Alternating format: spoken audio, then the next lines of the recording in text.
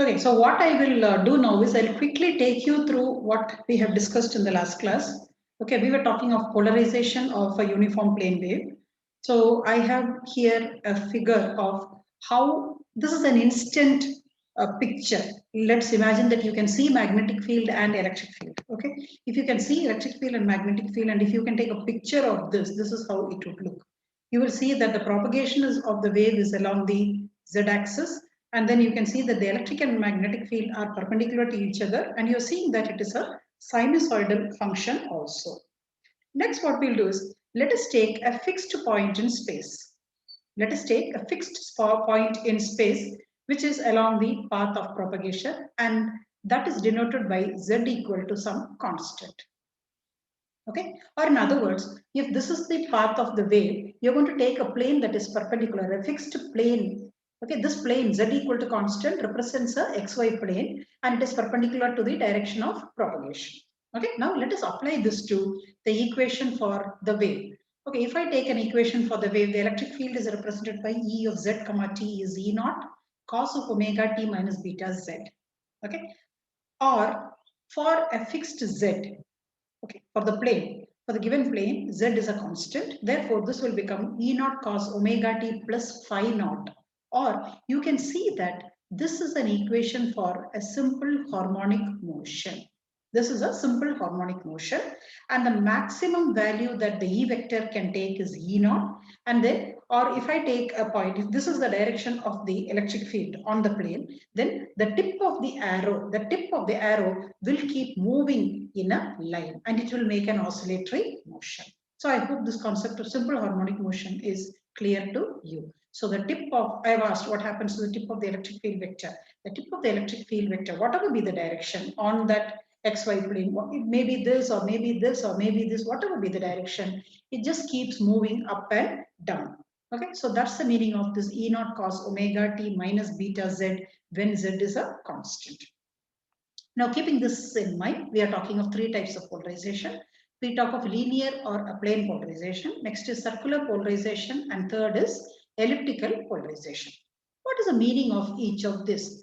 They only represent what would be the motion of the tip of the electric field. We will not bother about the magnetic field. We'll talk about the electric field. So the electric field can be represented by a vector, the tip of the vector, how it behaves as a function of time. You're keeping that plane a constant, but as a function of time when you look at it, the tip of the arrow may be moving in a straight line, or the tip may be coming around in a circle, or the tip may be going around in an ellipse. So depending on what it is, you call it as linear or circular or elliptical polarization. So first we will look at the linear polarization. To start with linear polarization, we are considering a uniform plane wave traveling in the z direction. So that's a picture given here. It is traveling along the z direction.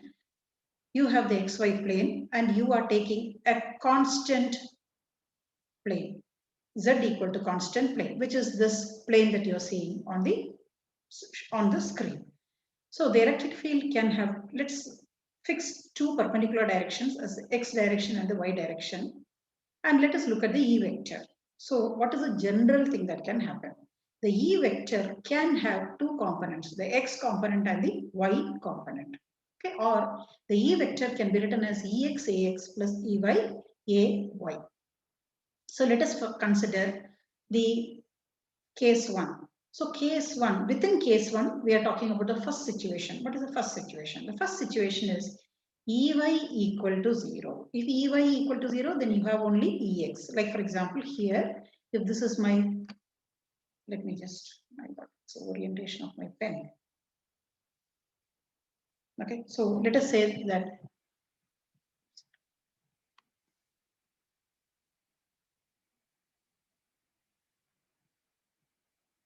let us consider my x-axis. This is my x-axis and this is my y-axis on that plane. Okay, saying that x equal Ey equal to 0 simply means that there is going to be only the x component. There is only the electric field will have only x component and it will oscillate in this direction. The tip of the arrow will oscillate like this. If this is my Ax cap and this is my Ay cap.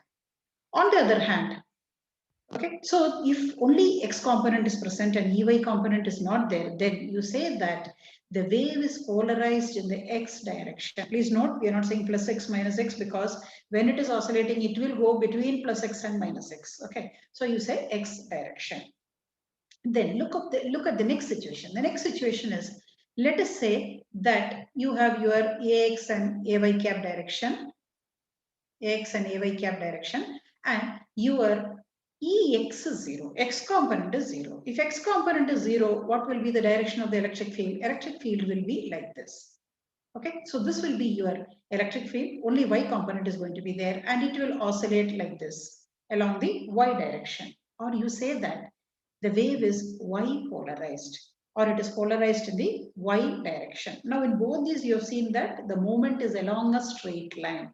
Okay, either along the x or along the y. So it's a straight line, or you say it is linearly polarized. Linearly polarized along x direction or y direction. Now let us go ahead and look at a situation where both components are non-zero. Both components are non-zero. So let us once more talk about the x-axis and the y-axis, ax cap and ay cap. Now both are present. Both are present and they are in phase. Let us take this. They are in phase. What is the meaning of saying they are in phase? This means your Ex is going to be some E naught, okay, E naught cos of omega t, and Ey is some E naught prime. Then E naught becomes equal also, some E naught prime cos of omega t plus some phase. Okay, let that phase delta, phase difference be 0 or 2 pi, etc. When that is the case, you say that both are in phase with each other. So now let us see what is the meaning of this. Okay, let us say at a time t equal to 0. At a time t equal to 0, cos of 0 is 1, therefore Ex is E naught. Okay, so let me just plot it here.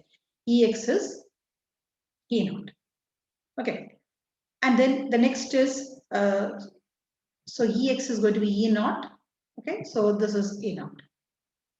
Okay, now let us also look at the situation. What is happening to y? When t equal to 0, and let us say delta is 0. When delta equal to 0, therefore this becomes E naught prime. Ey becomes E naught prime. Okay, E naught prime, let us say is this, E naught prime. Therefore, this point denotes the location of the tip of the vector at a time t equal to 0. Okay, after quarter of a cycle, both of them will be here. After another quarter of a cycle, both of them will be negative, they will be here.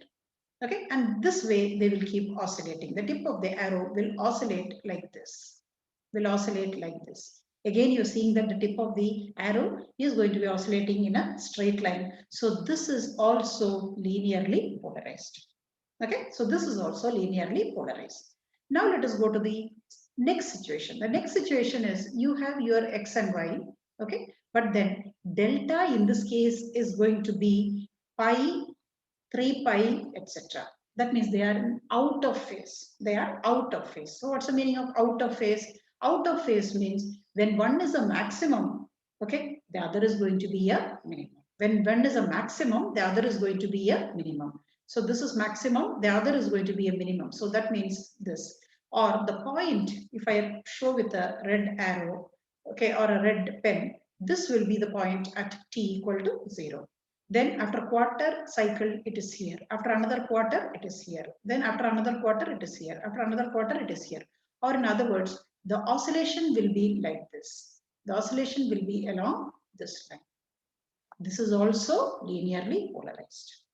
Okay, only thing is in this case, delta is pi, 3 pi out of phase. So what are the three things we have seen? The first is only x component is there. That is also linearly polarized. Next is only y component is there. That is also linearly polarized. The third thing is both x and y are there, but there is a phase difference of 0 or 2 pi, 4 pi, etc. That means they are in phase. Then also you get linearly polarized. The next situation we have seen is, okay, both are non-zero. Okay, but then the phase difference is pi, 3 pi, etc. That means they are out of phase. Out of phase means when one becomes maximum, the other becomes minimum. So this will be the graph representing that. But this is also linearly polarized. Or I will summarize all this and say that in all the above situations, the wave is said to be linearly polarized because the resultant vector has a fixed direction, or the tip of the arrow is moving along the same line. Okay, that's the reason why they are called linearly polarized plane waves. Okay, and how do you generate them? They can be generated by simple dipole antennas that you will see in the next course. In dipole antennas, you will get linearly polarized wave. Or if you're talking about a laser source, in a laser source also it will be linearly polarized. Light is what emerges. Okay, now is it clear, guys? Any doubts?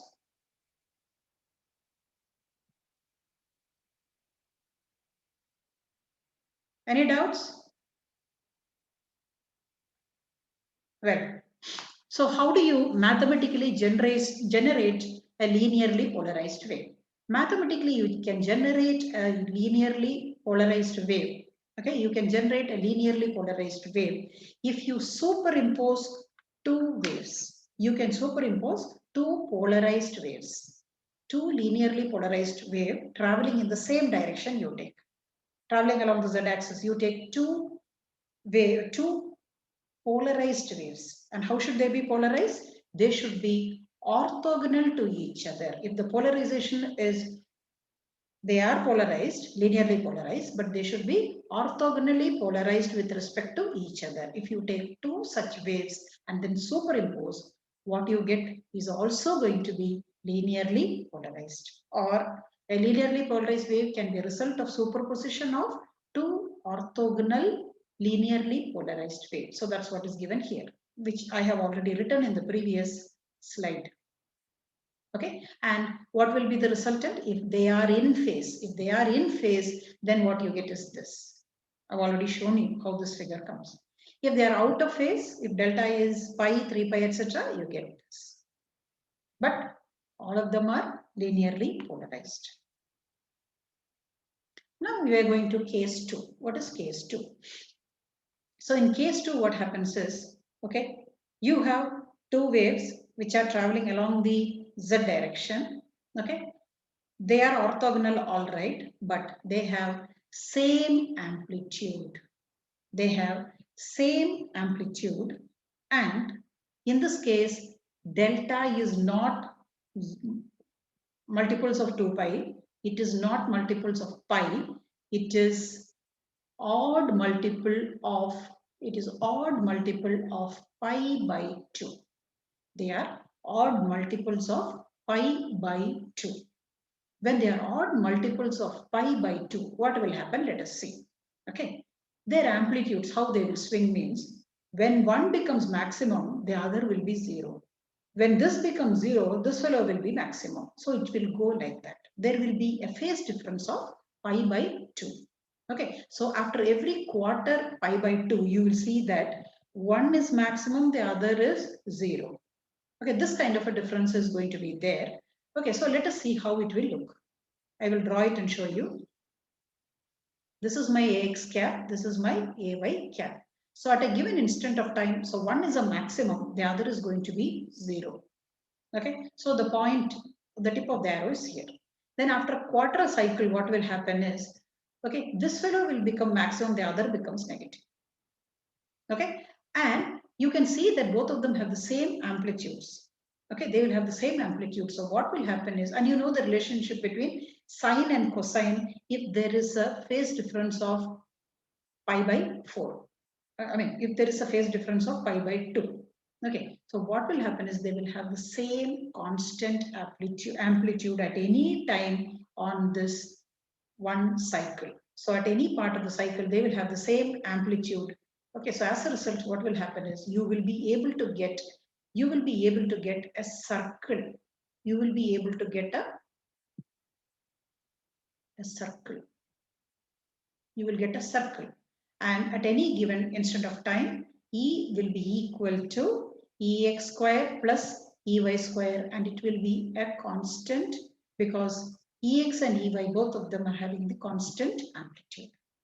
Are you understanding this? So this kind of a wave is called circularly polarized. It's called circularly polarized. Okay. Now, one thing that I should mention here is the phase difference can be plus pi by 2, plus multiples of odd multiples of pi by 2, or minus odd multiples of pi by 2. Depending on that, you can talk about a wave that is right circular polarized and left circular polarized. Right circular polarized and left circular polarized. All these things you won't find in the book. Okay, you're not going to find this in the book. So let me just show here right and left circular polarized. You can see here that when the phase difference between Ex and Ey is positive odd multiples of pi by 2, then the result is right circularly polarized. Right circularly polarized. You just start, you can just do it yourself and see. Just start at a time t equal to 0 and see what happens after every quarter cycle. You will see that it will be traveling like this. The tip of the arrow will be traveling like this. Okay, it's traveling like this means you can see that it is right polarized. It will be right polarized. The tip of the arrow will go like this. It's called right polarized. On the other hand, if the phase difference is a negative odd multiple of pi by 2, then what happens is it will be traveling in this direction, or you call it as left circularly polarized, LCP. And this is called RCP. So these are the abbreviations normally used. LCP means left circularly polarized. In left circularly polarized, what will happen is Y will be leading the X component by odd multiples of pi by 2. Okay, or you can see, or let us talk in terms of delta. Delta will be positive if it is right circularly polarized, and it is negative if it is left circularly polarized. And if you are not getting it, you just do it yourself and see.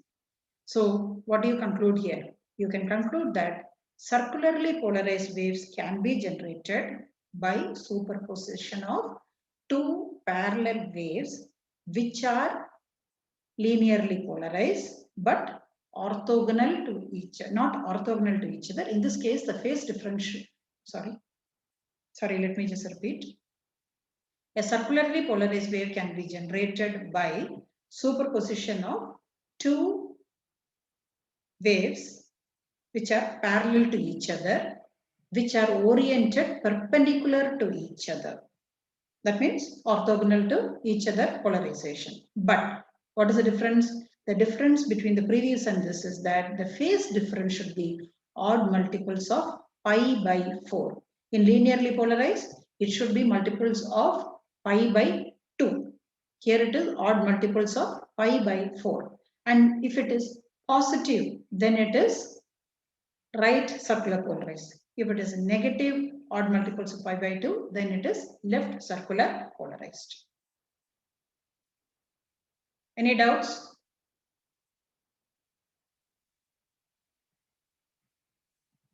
Guys, any doubts? Okay, there are no doubts. I'll just go ahead. Let's go to case 3. So case 1 was linearly polarized. Case 2 was circular polarized. Now let us come to case 3. Case 3 is elliptical polarization. Let's see how you get that.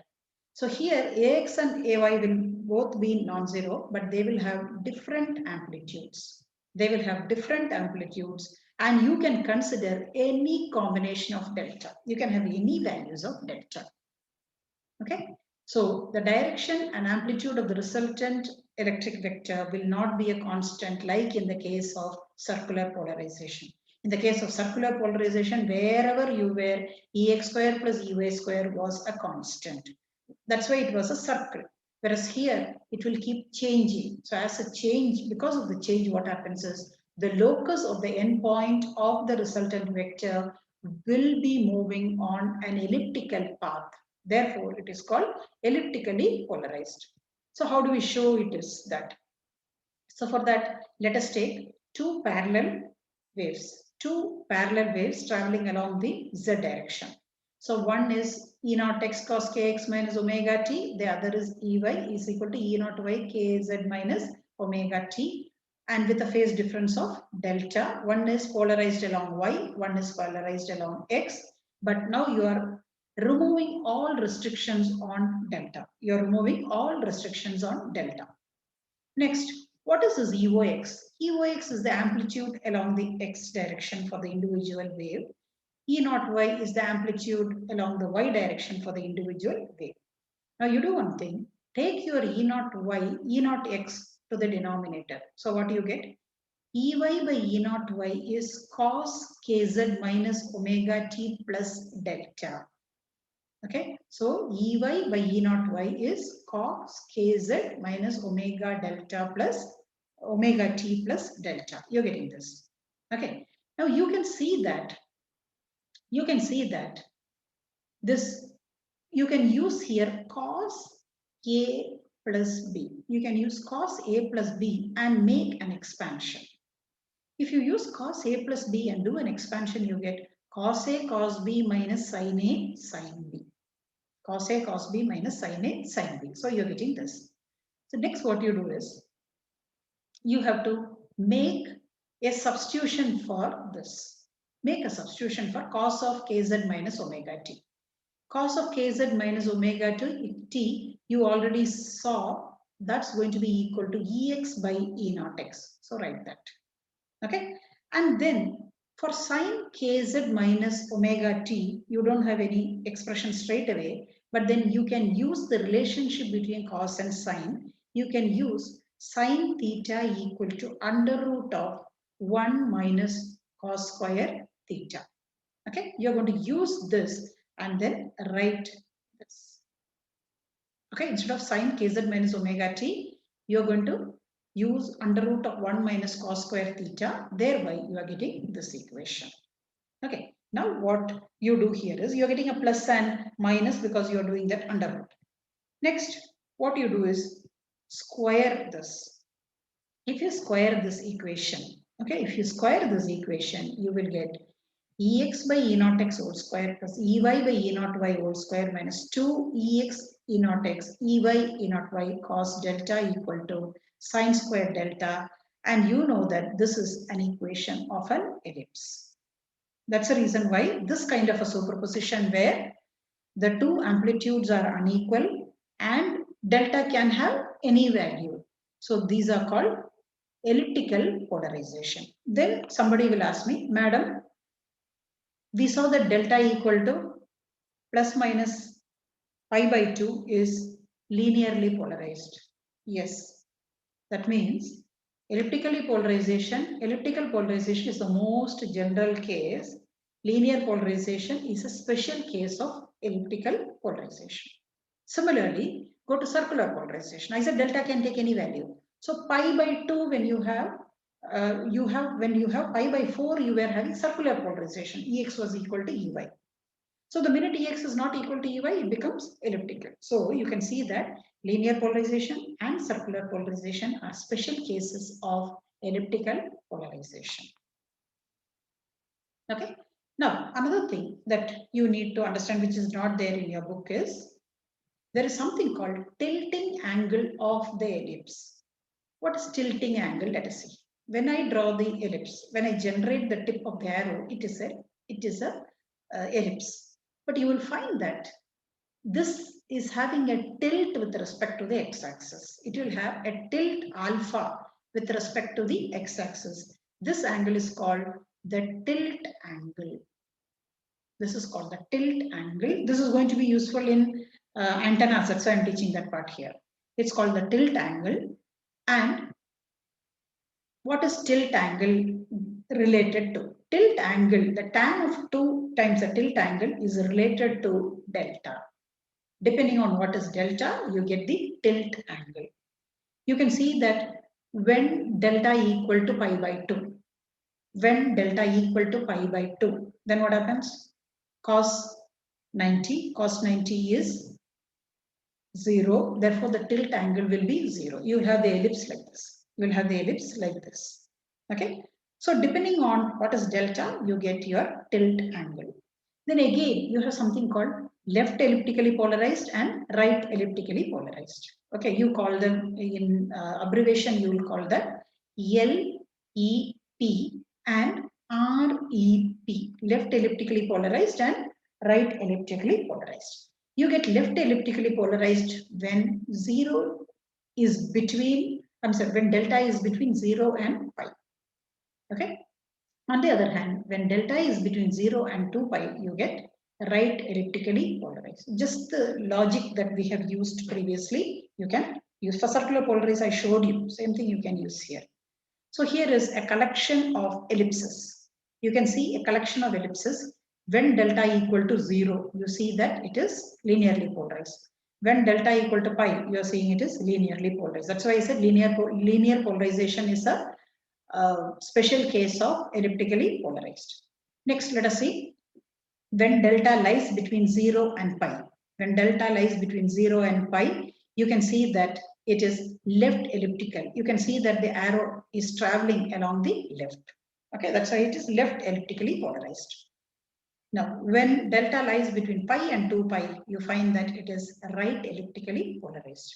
Now, in between these two, at pi by 2, at delta equal to pi by 2 and 3 pi by 2, just think of Ex becoming equal to Ey. Let's think of Ex become equal to Ey. Then what do you get? So here you're going to get a left circular polarization, and here you're going to get a right circular polarization. So from all this, so what is this one? This is linear polarization. What is this one? This is also linear polarization.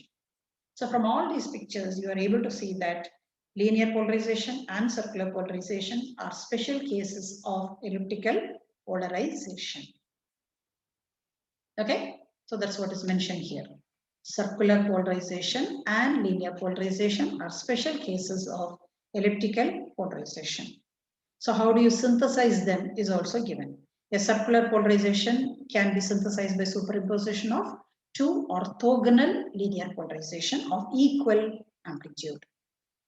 A linear polarized wave, on the other hand, can be synthesized by, this is interesting, a linear polarized wave can be synthesized by superimposing two oppositely circular polarized waves of equal amplitude. So that's not difficult to understand. You have a left and you have a right. When you put them together, what you get is just a dot only. Okay, therefore you get a linearly polarized wave. So you need to know, if I give you an equation for electric field, and please remember all the discussion was based on electric field only.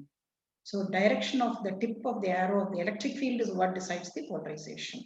Okay, next thing is how you generate them. So these are the things that you should know. And there are lots of applications of polarization that are mentioned here. Okay, most of this material has been taken from outside just for making you understand the importance of this particular topic. Like for example, in radio and TV transmission, the other day also I was talking to you about orientation of the antenna. You are doing that essentially to keep the polarization same. Okay, so you have wave propagation is important for radio and TV broadcasting. In AM radio, for example, polarization of the wave has to be vertical to the Earth's surface. Vertical to the Earth's surface, this way. Okay, whereas if you're talking of FM broadcasting, it should be circularly polarized. Similarly, polarization is a concept that you're using in your sunglasses. Okay, you are going to make you are going to have superpositions of polarization to reduce the intensity. And similarly, natural phenomenon like color of the sky, all these things are dependent on polarization. Similarly, Polaroid filters can be used in your stress analysis. In mechanical engineers, for example, when they are doing stress analysis, they use Polaroid filters because what happens is they will use materials which are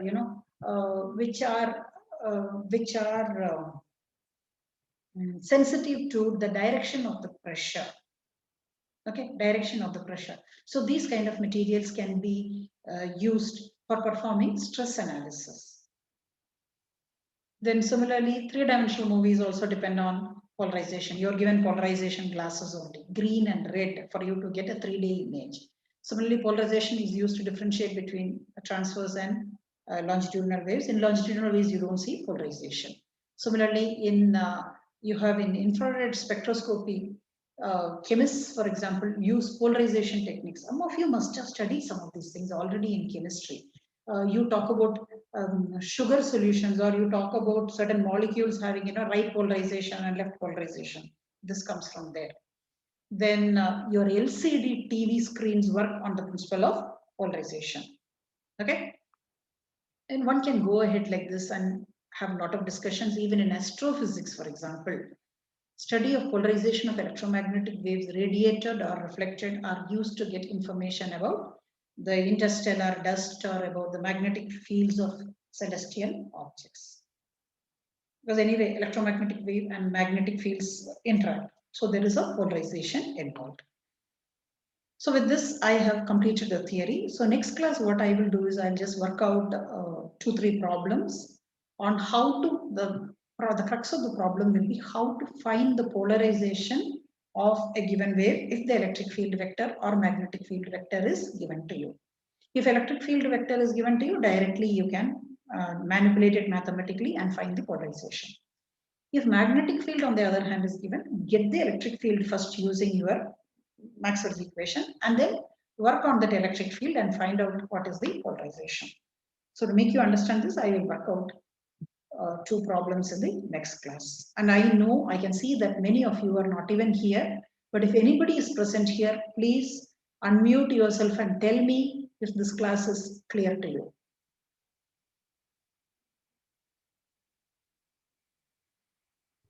Clear, ma'am. Yeah. Yes. Half the chapter half of this I discussed last time, but I again repeated this time. But this portion will be very, very required for microwaves and for antennas, especially for antennas. Okay, and that's the reason why I deviated from the book and Okay, ma'am. something more, so that when you go to those papers, you can tell your teachers not to bother teaching this again.